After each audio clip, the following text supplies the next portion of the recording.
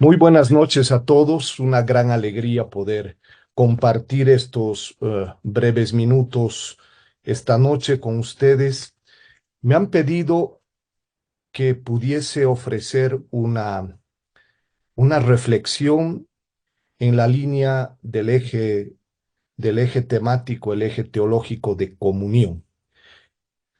Quiero presentarles esta noche una reflexión que puede ayudar a ser complemento para este eje temático de la comunión, para que se entienda y se vea el fundamento bíblico, el fundamento teológico de este eje de la comunión. No tengo una presentación preparada, pero procuraré hacer mi reflexión muy lentamente dentro del tiempo que se nos ha indicado. Así que no se preocupen demasiado. Permítame un segundo arreglar esto que tengo aquí.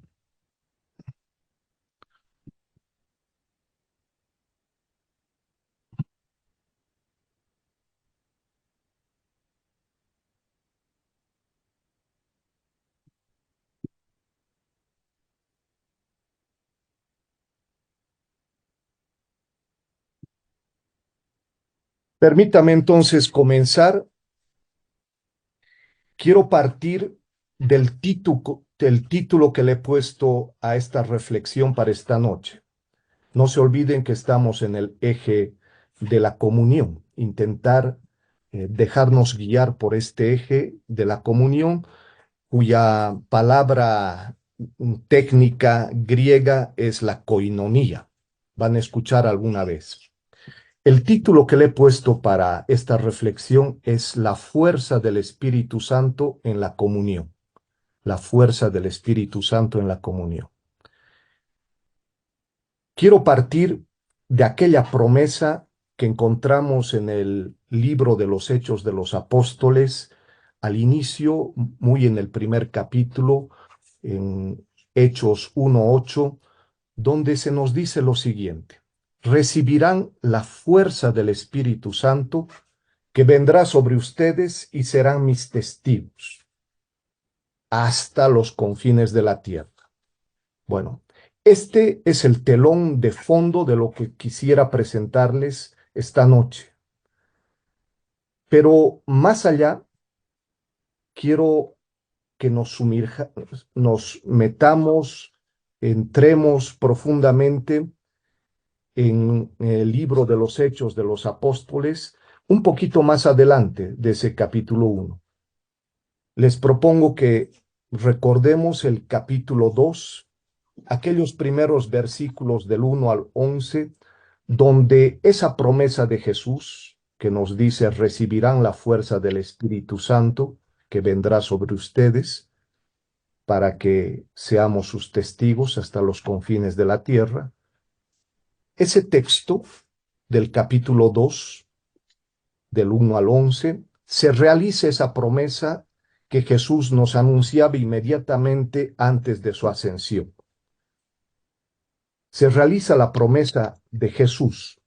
Y este pasaje del capítulo 2 de los Hechos de los Apóstoles marca un momento crucial en la historia de la Iglesia, un momento en el que el Espíritu Santo se manifestó de manera extraordinaria, pero más allá de ser un relato histórico, este acontecimiento nos revela una verdad fundamental que sigue todavía resonando en la Iglesia hasta el día de hoy. Les invito a que hagamos un ejercicio de imaginación para poder entrar en esto. Imaginemos la escena. Los discípulos están reunidos en un mismo lugar, unidos en oración y están expectantes. De repente, un sonido como de un viento impetuoso llenó la casa y lenguas de fuego descendieron sobre cada uno de ellos. Fueron llenos del Espíritu Santo y comenzaron a hablar en lenguas, proclamando las maravillas de Dios. Pero lo más asombroso no fue el fenómeno en sí mismo, sino el significado o su significado profundo. A eso vamos. ¿Cuál es el significado profundo de este acontecimiento? Ustedes ya tienen la respuesta, que la vamos a ir deshilando poquito a poco. Este evento, este acontecimiento de Pentecostés, nos revela que el Espíritu Santo es el actor principal en la obra evangelizadora de la iglesia. Algo que tienen que anotar. El Espíritu Santo es el actor principal en la obra evangelizadora de la iglesia. Eso aparece muy claramente. El Espíritu, entonces, no es solo un acompañante, sino el Espíritu es el catalizador divino que impulsa la misión de proclamar el Evangelio a todas las naciones, a todos los pueblos. Y observemos cómo, en ese momento, las barreras de la comunicación fueron superadas. Personas de diversas naciones, como se nos cuenta en el relato, diversas naciones, diversas lenguas, escucharon el mensaje en su propio idioma. Aquí estamos viendo la universalidad del mensaje cristiano llevado por el Espíritu a todos los rincones del mundo. Pensemos que esta obra del Espíritu Santo, piensen bien, no se limita al pasado, sino que es una realidad viva y dinámica en la iglesia hoy. Eso es lo importante, que el Espíritu está trabajando en la iglesia hoy, no es algo del pasado. Y esto nos invita a reflexionar sobre nuestra propia experiencia con el Espíritu y cómo su presencia transformadora nos impulsa a compartir la buena noticia de Jesucristo. Así que mientras nosotros exploramos este relato de Pentecostés en el capítulo 2 de los Hechos de los Apóstoles, recordemos que no estamos solo ante un acontecimiento histórico, sino estamos ante un testimonio de la presencia activa y continua del Espíritu Santo en la vida de la iglesia. Que este encuentro con el Espíritu, pues, nos inspire a todos nosotros esta noche a sumergirnos, a entrar más profundamente en su guía y poder para que podamos ser testigos fieles del amor salvador de Cristo en nuestro mundo que tanto necesita. Y con esta perspectiva, ojalá que podamos adentrarnos juntos en la comprensión del rol central del Espíritu Santo en la acción evangelizadora de la Iglesia, pero en concreto en aquello que tiene que ver con la comunión, en aquello que tiene que ver con la coinonía. Nos colocamos ante la profunda verdad del Espíritu Santo como el agente divino que teje, imagínense, el Espíritu Santo, un tejedor, el Espíritu Santo que teje los hilos de la comunión en la iglesia. Es el Espíritu que está tejiendo esos hilos de la comunión en la iglesia.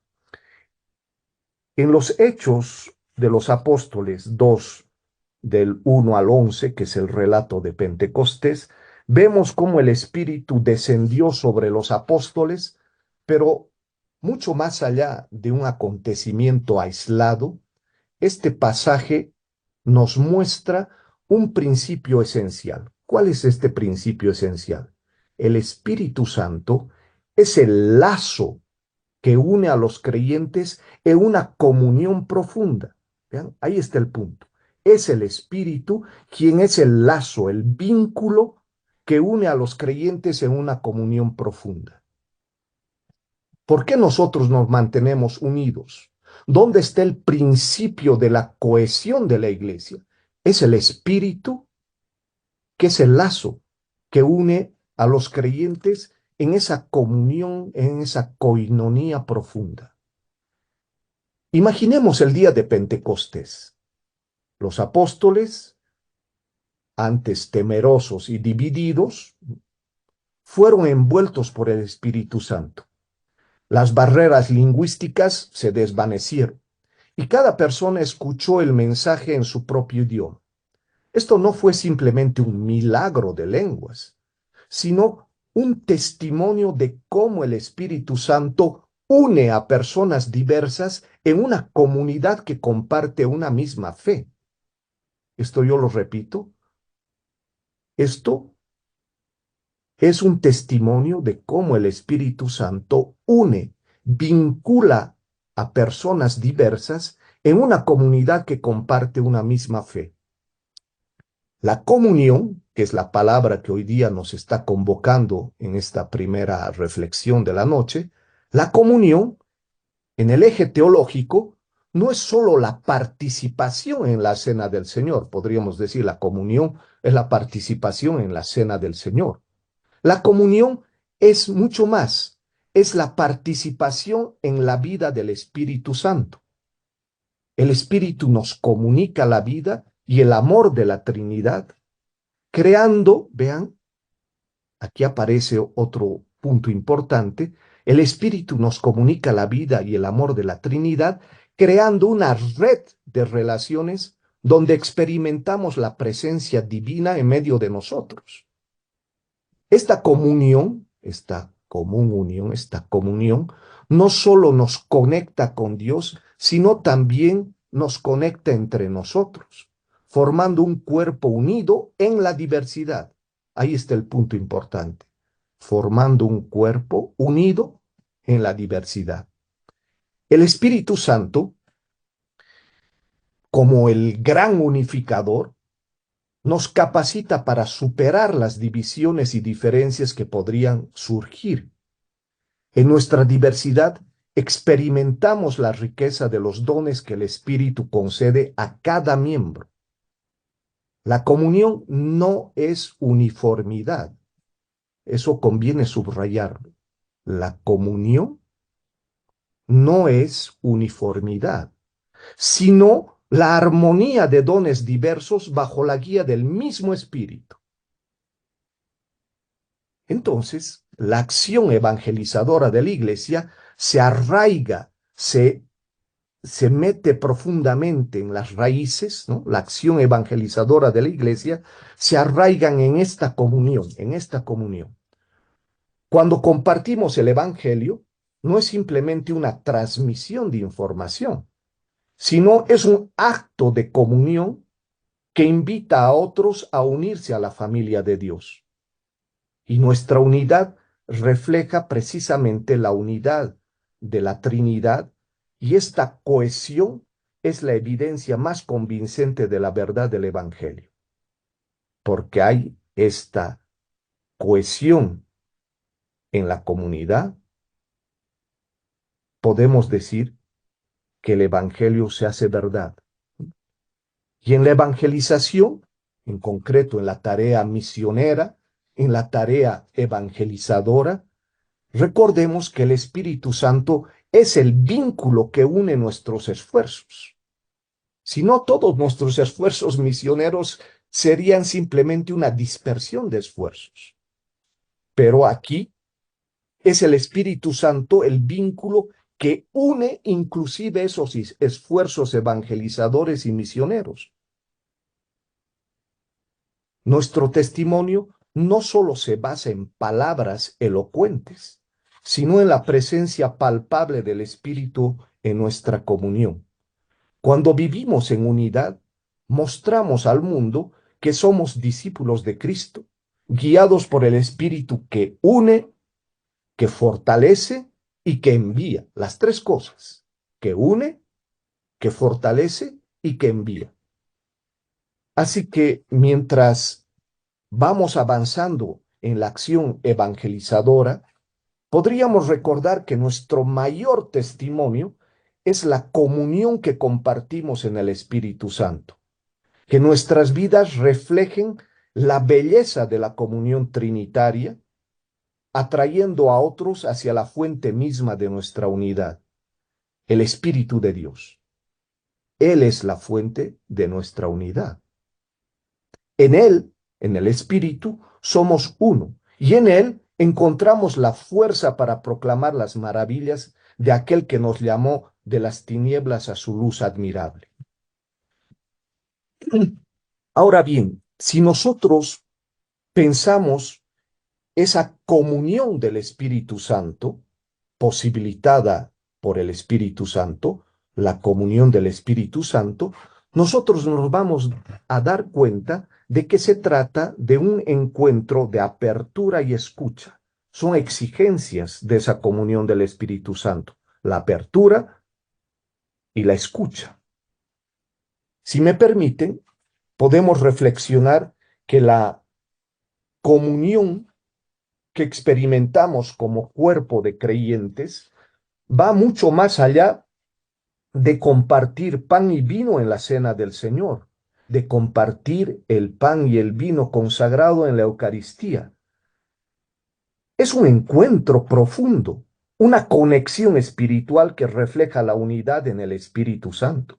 Cuando hablamos de comunión en el contexto del Espíritu Santo, nos sumergimos en un océano de apertura, de escucha y en un encuentro con cada persona en la familia de Dios. La comunión en el Espíritu Santo implica una apertura sincera, implica un corazón dispuesto a acoger a todos sin distinción. El Espíritu nos desafía a derribar las barreras que nosotros mismos hemos construido. Somos nosotros los que construimos las barreras, lamentablemente. Barreras de prejuicios, de juicio y de indiferencia. Es un llamado a ser como Cristo, quien acogió a los marginados, quien acogió a los pobres, abrazó a los pecadores y extendió sus brazos a los que eran diferentes. En la apertura encontramos la riqueza de la diversidad que el Espíritu mismo ha tejido en la comunidad de creyentes. Luego, la escucha es otra dimensión esencial de la comunión en el Espíritu.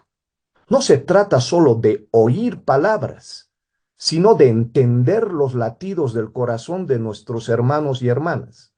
Ser capaces de escuchar, de entender los latidos del corazón de nuestros hermanos y hermanas. La escucha genuina requiere evidentemente paciencia, empatía y la disposición de dejar de lado nuestras propias opiniones para recibir las perspectivas de los demás. El Espíritu, el Espíritu Santo, nos guía en esa difícil tarea hacia la comprensión mutua, hacia un lugar donde cada voz es valorada y cada historia es apreciada. No es nada sencillo, pero tenemos esta ayuda del Espíritu.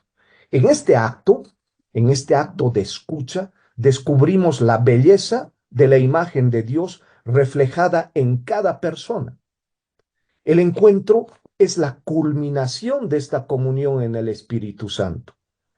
Es más que un cruce de caminos, es mucho más. Es un compartir de la vida en su plenitud. En el encuentro, nosotros reconocemos la presencia de Cristo en el otro y experimentamos la gracia transformadora del Espíritu.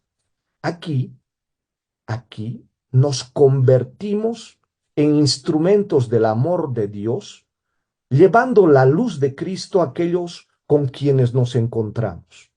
Cada encuentro con nuestros hermanos es una oportunidad para ser canales de gracia, para ser cauce de la gracia, reflejando el amor de Dios que nos ha sido dado, ¿no? El poder hacernos cada uno de nosotros cauces de la gracia de Dios y cauces de su misericordia. Ahí está el punto. Que en esta nuestra búsqueda de comunión en el Espíritu Santo, pues seamos una comunidad abierta, donde cada persona se sienta bienvenida y amada, que seamos oyentes atentos, dispuestos a comprender las historias de aquellos que nos rodean, y que nuestros encuentros sean momentos sagrados, donde la presencia del Espíritu transforme nuestros corazones y nos lleve a una comunión más profunda con Dios y entre nosotros. En este camino de apertura, de escucha y de encuentro, las tres cosas, apertura, escucha y encuentro, ojalá que permitamos que el Espíritu Santo nos guíe hacia una comunión que refleje la unidad en la diversidad de la familia de Dios. La comunión eclesial, la coinonía y el cuidado de la creación. Nosotros vinculamos esta comunión también a la creación.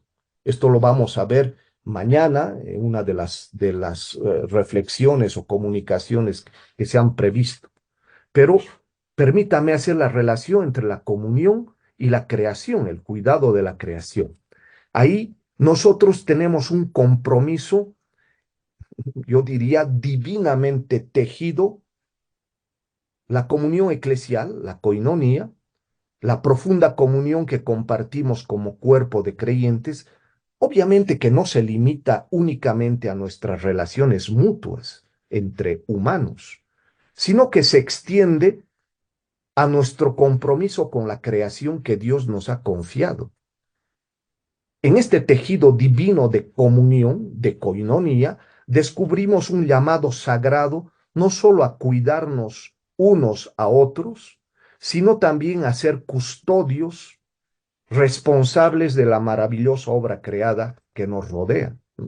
De hecho, la palabra griega koinonia, que se traduce como comunión, deriva de ese sustantivo koinos, que significa común, compartido, ¿no? Por lo tanto, la comunión, la koinonía, se refiere a una participación en algo común, en una comunión o asociación compartida, ¿no? Y en el contexto cristiano nuestro, se utiliza para mostrar la comunión espiritual y la participación en la vida y en la fe cristiana compartida entre los creyentes. Pero ello, cuando contemplamos la naturaleza, cuando contemplamos nuestra madre tierra, vemos el testimonio silencioso de la mano de Dios que formó cada rincón de este vasto tapiz cósmico. El Espíritu Santo, que flotaba sobre las aguas en el acto de la creación, sigue soplando su aliento vital en toda la creación.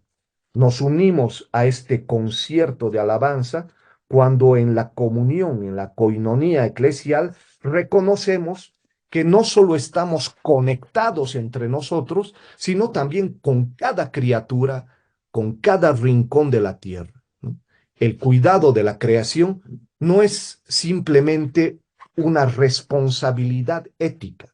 Esto es importante, ¿no? El cuidado de la creación no es apenas una responsabilidad ética. Es una expresión tangible de nuestra comunión, de nuestra coinonía con el Creador. Como custodios de la tierra, somos llamados a preservar su belleza, a proteger su integridad y a ser, en el sentido mismo de la palabra, mayordomos y ecónomos sabios, aquellos que cuidan y administran la casa, ¿no? Mayordomos y ecónomos de los recursos que nos han sido confiados. En cada acto de cuidado hacia la creación, participamos en la obra continua del Espíritu Santo que sustenta y renueva la vida en todas sus formas. En nuestra comunión, en nuestra coinonía eclesial, surge un profundo sentido de responsabilidad compartida. No solo nos preocupamos por el bienestar espiritual de nuestros hermanos y hermanas, sino también por el bienestar de la creación que comparte este hogar terrenal con todos nosotros. En esta interconexión divinamente proyectada, diseñada, reconocemos que el sufrimiento de la creación resuena en nuestro propio sufrimiento y su restauración pues es un llamado a nuestra propia renovación espiritual. La comunión eclesial, la coinonía, nos desafía a ser agentes de cambio, no solo en la vida de la iglesia, sino también en el mundo que habitamos. Nuestro compromiso con la justicia ambiental, la sostenibilidad y el respeto por la creación es una respuesta al amor de Dios que se manifiesta en la interrelación de todas las cosas, ¿no? En este compromiso somos testigos del Espíritu Santo obrando en y a través de nosotros, renovándonos y capacitándonos para ser guardianes fieles de la creación. Buscamos que nuestra coinonía eclesial, nuestra comunión eclesial, se manifieste no solo en nuestras relaciones humanas, sino también en nuestro compromiso con la tierra que compartimos. Que como cuerpo de creyentes, ojalá que podamos seguir el ejemplo de un San Francisco de Asís, viendo a cada criatura como un hermano o hermana y siendo responsables de su bienestar, o siguiendo el ejemplo de la contemplación para alcanzar amor de los ejercicios espirituales de San Ignacio de Loyola, podamos reconocer que todo bien desciende de arriba y que Dios trabaja y labora en todas las cosas. En este cuidado de la creación, en la coinonía divinamente tejida, encontramos la plenitud de nuestra comunión con Dios y con toda la creación. Y finalmente, para concluir, si nosotros pensamos esta comunión profunda, nos damos cuenta que se identifica a la comunión en Cristo, ¿no? Como ya de algún modo lo hemos mencionado, ¿no?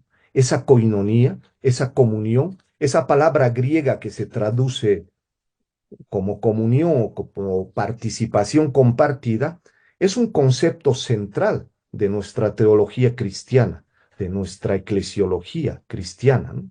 Que refleja la esencia misma de la vida en Cristo y la unidad de la comunidad de creyentes, ¿no?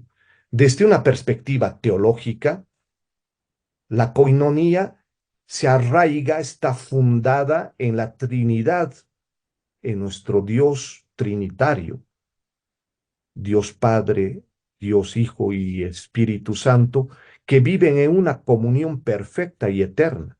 Esta comunión divina, modelada por la relación intrínseca entre las personas de la Trinidad, sirve como el fundamento y el modelo para la coinonía que se nos invita a experimentar como creyentes. En el contexto bíblico, encontramos referencias a la coinonía en textos como la Primera Corintios 1:9, donde se nos llama a la comunión con el Hijo de Dios. Y también encontramos en Hechos 2:42, donde se describe la vida comunitaria de los primeros creyentes que compartían en la enseñanza, la comunión, el partir del pan y las oraciones. Estos pasajes nos muestran que la comunión, la coinonía, va más allá de una simple camaradería. Es una participación activa y profunda en la vida de Cristo y en la comunidad de fe. La comunión, coinonía, implica en primer lugar una comunión vertical con Dios. Es una participación en la vida de Cristo, en su muerte y resurrección, que nos reconcilia con el Padre y que nos otorga acceso a la gracia salvadora. Esta comunión vertical con Dios en Cristo es posible gracias a la entrega amorosa de la vida de Jesucristo, que nos invita a recibir la salvación y experimentar la íntima relación con Dios. Y en segundo lugar, la comunión, la coinonía, implica una comunión horizontal entre los creyentes. Esta dimensión de la coinonía nos llama a vivir en unidad, a compartir nuestras vidas, nuestros dones y recursos en amor mutuo. En la comunidad cristiana somos llamados a ser una expresión tangible del cuerpo de Cristo, donde cada miembro desempeña un papel vital en la edificación mutua y en el testimonio del Evangelio al mundo. La coinonía, la comunión, también nos conecta con la misión de Dios en el mundo. Al participar en la vida de Cristo y en la comunidad de fe, somos enviados como testigos, como se nos ha dicho antes, ¿no? Somos enviados como agentes de reconciliación y amor. Y nuestra comunión con Dios, pues, nos empuja a compartir las buenas nuevas, a cuidar de los pobres y necesitados, y a ser, en el sentido mismo de la palabra, a ser mayordomos, los que cuidan la casa, responsables de la creación. Bueno, yo termino diciendo simplemente que la coinonía es un don divino, que la comunión es un don divino que transforma la vida de los creyentes y modela la comunidad cristiana. Nos llama a vivir en íntima relación con Dios, a compartir nuestras vidas en comunidad y a participar activamente en la misión de Dios en el mundo, como testigos, con la fuerza del Espíritu Santo, con la fuerza que se nos ha dado, con la promesa realizada de Jesús.